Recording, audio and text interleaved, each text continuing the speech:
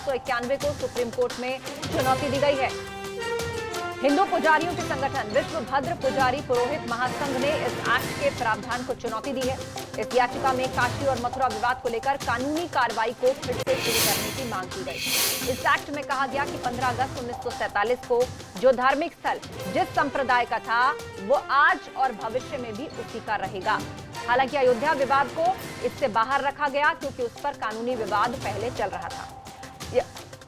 याचिका में कहा गया कि इस एक्ट को कभी चुनौती नहीं दी गई और न ही किसी कोर्ट ने न्यायिक तरीके से इस पर विचार किया। अयोध्या फैसले में भी संविधान पीठ ने इस पर सिर्फ टिप्पणी की थी। अविनाश तिवारी के पास आपको लिए चलते हैं। अविनाश, क्या जानकारी आपको मिल पाई है? पूजा स्थल एक्ट 1991 को सुप्रीम कोर्ट में चुनौती दी गई है, किस तरह की दलीलें रखी गई कोर्ट में? जी देखिए, अगर अभी बात करें तो सुप्रीम कोर्ट में ये याचिका दायर की गई। अभी सुप्रीम कोर्ट में ये मैटर जो है लिस्ट नहीं हुआ हियरिंग के लिए, यानी कि याचिका दायर की गई है। अब ये मैटर लिस्ट होगा हियरिंग के लिए, उसके बाद फिर दलीलें रखी जाएगी। अभी जो याचिका में तर्क दिया गया है वो यही दिया गया है कि जो पूजा का वर्शिप एक्ट है उसमें संशोधन किया जाए, क्योंकि 15 अगस्त 1947 को जब देश आज़ाद हुआ तो उसमें ये कहा गया था कि जहाँ पे जो लोग पूजा कर रहे हैं वो वही धर्म के लोग पूजा करते रहेंगे। इसको लेकर काफ़ी विवाद है, खासतौर से काशी और मथुरा में, क्योंकि दोनों जगह धार्मिक स्थल के बगल में एक दूसरे समुदाय का भी धार्मिक स्थल है, तो इसको लेकर काफ़ी ज़्यादा विवाद है। और इसी को देखते हुए अब जिस प्रकार से अयोध्या का फैसला आया है, अब एक बार फिर से विश्व भद्र पुरोहित संघ के लोगों ने यहाँ पे याचिका दायर की है सुप्रीम कोर्ट में, जिसमें मांग की गई है कि वर्शिप एक्ट पे सुनवाई करे और ये स्पष्ट करे कि वहाँ पे किस तरीके से आगे पूजा अर्चना होगी, क्योंकि दोनों धर्मों के लोग एक ही जगह पर एक ही स्थल पर अगल बगल इस तरीके से पूजा पाठ नहीं कर सकते हैं। इसीलिए इस एक्ट में अब बदलाव करके केवल एक धर्म को अनुमति दी जाए। और जो याचिका यह दायर की गई उसमें यह मांग की गई है कि काशी और मथुरा में चूंकि दोनों सनातन धर्म से मतलब हिंदू धर्म के लोग पूजा करते हुए आए हैं, तो इसीलिए इस पे गौर करते हुए इस पर फैसला दिया जाए। तो अब ये याचिका सुप्रीम कोर्ट में लगाई गई है। सुप्रीम कोर्ट में अब ये मैटर लिस्ट होगा, उसके बाद फिर सुनवाई होगी जहां पे ये दलीलें रखी जाएगी। जी हाँ, बिल्कुल। तो अब उसमें ये दलीलें रखी जाएंगी। हालांकि बाबरी मामले को उससे पहले दूर रखा गया था क्योंकि इस मामले पर पहले सुनवाई चल रही थी, लेकिन अब काशी मथुरा विवाद को लेकर सुप्रीम कोर्ट में ये याचिका दायर की गई है। आखिर कितना पुराना ये मामला है? क्योंकि आप देखें तो कई संगठन ऐसे रहे हैं जो समय समय पर इसको लेकर मूवमेंट भी चलाते रहे हैं और अब मामला सुप्रीम कोर्ट में जा पहुंचा है। और देखिए, अब इसको लिस्ट होकर इस पर सुनवाई शुरू होगी। तो अयोध्या का मामला जैसे तैसे अपने अंजाम तक पहुंचा, इतने साल उसमें लगे और अब काशी मथुरा विवाद बढ़ता दिखाई दे रहा है। देखिए, अगर बात करें तो अयोध्या का मैटर पूरी तरीके से अलग था, क्योंकि अयोध्या में बहुत पहले से मुकदमे चल रहे थे और बहुत पहले से 1528 के बाद से अयोध्या विवादित रहा है और उसके बाद से लगातार मुकदमे चल रहे थे। तो इसीलिए ये दोनों मैटर से अयोध्या भिन्न मैटर था, इसीलिए अयोध्या में सुनवाई हुई और अयोध्या का फैसला आया। लेकिन अब चूंकि जबकि अयोध्या का फैसला आया तो उसके बाद से कई सारे जो खासतौर से पुरोहित है हिंदू धर्म के, उनके अंदर एक विश्वास जगह कि जिस तरीके से काशी और मथुरा में भी जगह विवादित है तो इसका भी अब निपटारा होना चाहिए। तो इसी को लेकर ये याचिका लगाई गई है, क्योंकि वहाँ पर भी काफ़ी लंबे समय से विवाद है। क्योंकि जैसे काशी और मथुरा, काशी में बाबा विश्वनाथ हैं और मथुरा में जिस प्रकार से भगवान कृष्ण के जन्मस्थल है, तो वहाँ दोनों जगह पे अगर बात करें तो बगल में ही वहाँ पे दूसरे समुदाय का भी धार्मिक स्थल है। तो इसको लेकर काफ़ी लंबे समय से विवाद चला आ रहा है और कई बार इसको अप्रोच भी किया गया है अलग अलग तरीक़ों से। तो उसके बाद अब यहाँ पे सुप्रीम कोर्ट में याचिका लगाई गई है कि अब इसका भी निपटारा किया जाए, क्योंकि अगर हिंदू धर्म की बात करें, सनातन धर्म की बात करें, तो बाबा विश्वनाथ हो चाहे फिर कृष्ण का जन्मोत्सव हो, इनका जो इतिहास है काफ़ी पुराना है, उनके जो साक्ष्य हैं काफ़ी पुराने हैं। इसलिए जो बगल में उनके अन्य धर्म के धार्मिक स्थल बनाए गए हैं वो उसे बाद में बनाए गए हैं और जबरन बनाए गए हैं, मुस्लिम आक्रांताओं के जरिए बनाए गए हैं, इस तरीके का उनका आरोप है। तो इसी को लेकर उन लोगों ने याचिका दायर की है कि अब जिस प्रकार से जो धार्मिक वर्शिप एक्ट है इसमें बदलाव करते हुए ये जो दोनों धर्म स्थल है इसको सिर्फ और सिर्फ हिंदू धर्म को दिया जाए, जिससे कि वहाँ का भी विवाद खत्म हो सके। तो इसको लेकर अब सुप्रीम कोर्ट में याचिका दायर की गई है। और जाहिर तौर से बात है, अगर आप याद करें 1992 में जब बाबरी विध्वंस हुआ था तो वहाँ पे भी नारे गूंजे थे कि अयोध्या जो है, अयोध्या के बाद अब काशी मथुरा जो है बाकी है, यानी कि अयोध्या तो झांकी है, काशी मथुरा बाकी है, इस तरीके के नारे उठे थे उस टाइम पे भी। अब कहीं ना कहीं अयोध्या का मैटर जब सुलट गया है तो अब लोगों की कोशिश है कि इन दोनों मैटर को हवा दिया जाए और इसी के लिए खास तौर से ये याचिका दायर की गई है। जी हाँ, बिल्कुल। कुल मिलाकर आज देखा जाए तो सुप्रीम कोर्ट आज पूरे फॉर्म में नजर आ रहा है। चाहे वो मामला मजदूरों की सैलरी और उनके वेतन से जुड़ा हुआ हो, चाहे फ्लाइट टिकट के रिफंड का मामला हो, तो एक एक करके सुप्रीम कोर्ट उस पर निर्देश दे रहा है। तो कहीं ना कहीं क्या सरकार फेल रही है इन मामलों पर, जिसके कारण सुप्रीम कोर्ट को सामने आकर अब इन पर फैसले देने पड़ रहे हैं।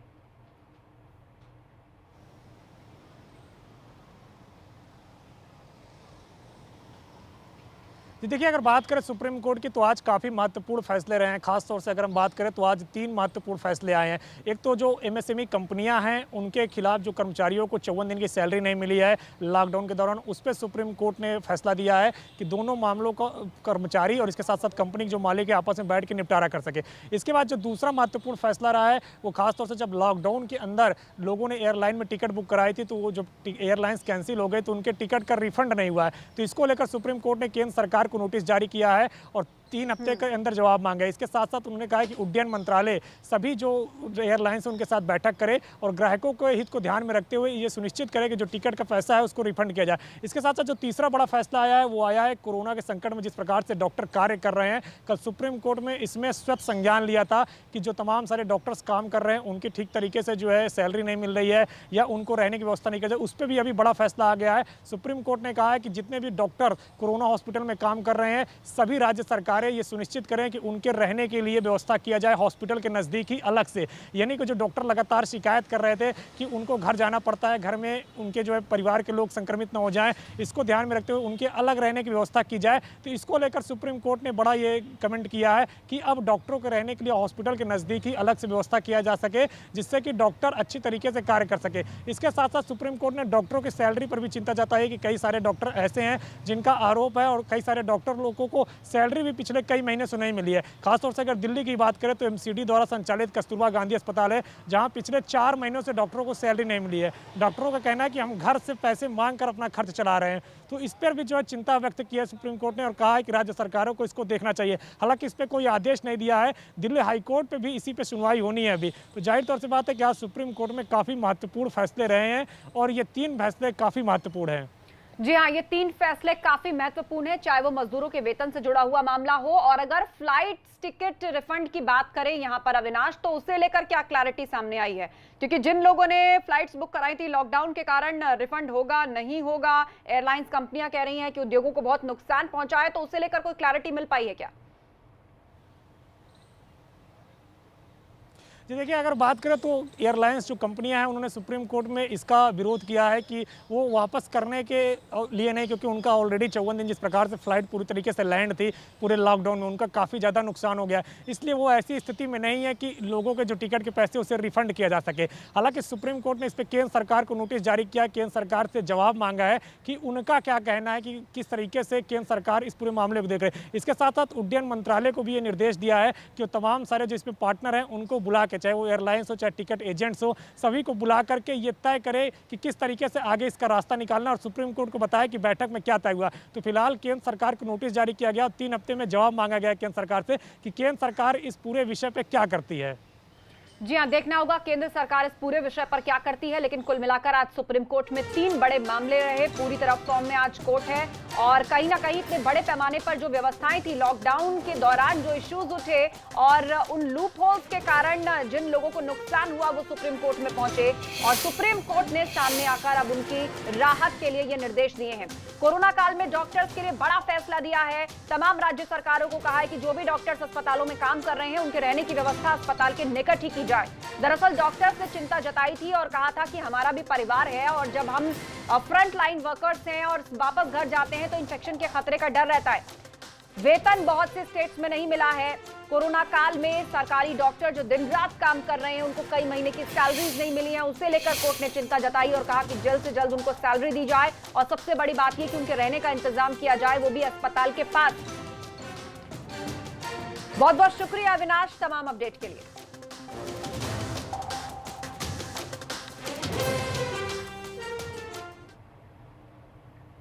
और अब एक बड़ी खबर दिल्ली से सटे नोएडा से आ रही है, जहां पर एक शातिर हत्यारे को गिरफ्तार किया गया है। 3 साल से ये आरोपी फरार था और अब इसको गिरफ्तार कर लिया गया है। 2017 में दरअसल लूट के वक्त एक हत्या का इस पर आरोप है और सेक्टर 71 मेट्रो स्टेशन के पास से इसकी गिरफ्तारी हुई है। तो ये अहम कामयाबी पुलिस के हाथ लगी, जहां पर एक शातिर हत्यारे को पुलिस ने गिरफ्तार कर लिया है।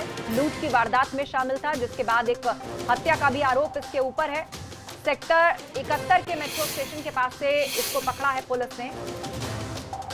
नोएडा से ये अहम खबर, जहां पर 3 साल से वांछित एक जो हत्यारा है, जिस पर संगीन आरोप है, हत्या जैसे लूट जैसे, जो भाग गया था, उसको पकड़ लिया है पुलिस ने।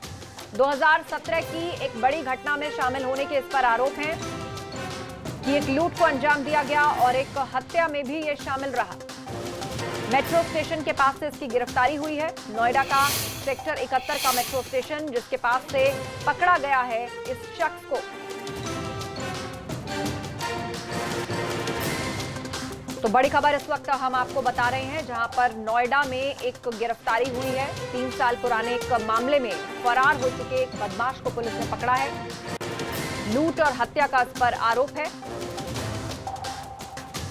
3 साल से ये फरार था और अब सेक्टर 71 के मेट्रो स्टेशन के पास से इसकी गिरफ्तारी हो गई है। लूट के विरोध में 2 व्यापारियों की हत्या की गई थी। आरोपी लक्ष्मीकांत पुलिस भर्ती की तैयारी भी कर रहा था, पुलिस में शामिल होना चाहता था। 2 हत्याओं का संगीन आरोप इस पर है। लूट के वक्त 2017 से मामला चल रहा है, जिसके बाद ये फरार था और पुलिस उसकी तलाश कर रही थी और आखिरकार आज नोएडा से इसे धर दबोचा गया। सेक्टर 71 के मेट्रो स्टेशन के पास से इसको अरेस्ट किया गया है। ये संगीन आरोप जिस शख्स पे है, उसका नाम है लक्ष्मीकांत। 2 हत्याओं का इस पर आरोप है, जो पुलिस भर्ती की तैयारी कर रहा था, पुलिस में भर्ती होने के सपने देख रहा था। लूट के बाद 2 हत्याओं का संगीन आरोप 2017 में इस पर लगा और उसके बाद ये भाग गया।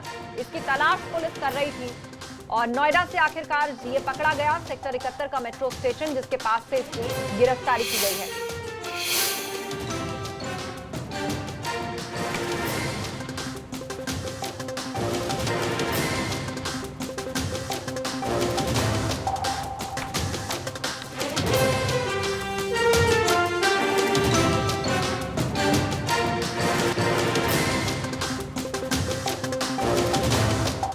आगे बढ़ते एक और बड़ी खबर आगरा से आ रही है, जहां पर लूट की एक बड़ी वारदात को अंजाम दिया गया है। आगरा में एटीएम से कैश चोरी की बड़ी वारदात सामने आई है।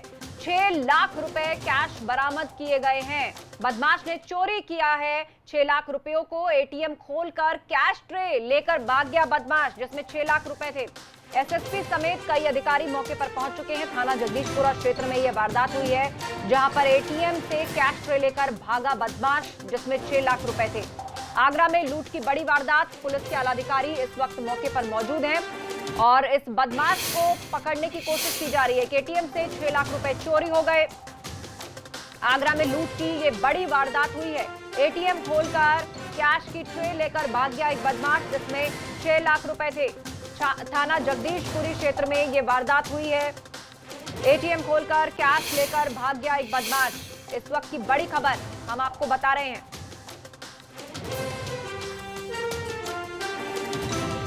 तो एटीएम से 6 लाख रुपए की डकैती। आगरा की यह घटना, एटीएम खोलकर कैश लेकर भाग गए बदमाश। एसएसपी समेत कई अधिकारी इस वक्त मौके पर मौजूद हैं। जगदीशपुरा इलाके में लूट की इस वारदात को अंजाम दिया गया है। आगरा में लूट की यह बड़ी वारदात हुई है।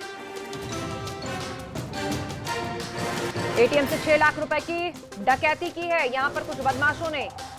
इस सनसनीखेज घटना के बाद पूरे इलाके में अफरा तफरी है और थाना जगदीशपुरी क्षेत्र की यह वारदात है। आला अधिकारी मौके पर हैं।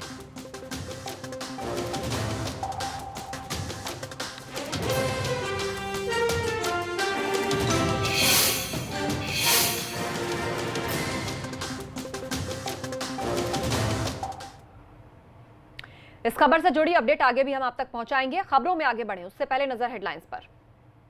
हेडलाइंस के सह प्रायोजक अब गर्मी को कहो गुड बाय थर्मोकूल कूलर्स के साथ। आरएचएल गोल्ड 500 HD सरिया, तौल से छुटकारा पाएं, सरिया गिनकर घर ले जाएं। किसान ग्रीन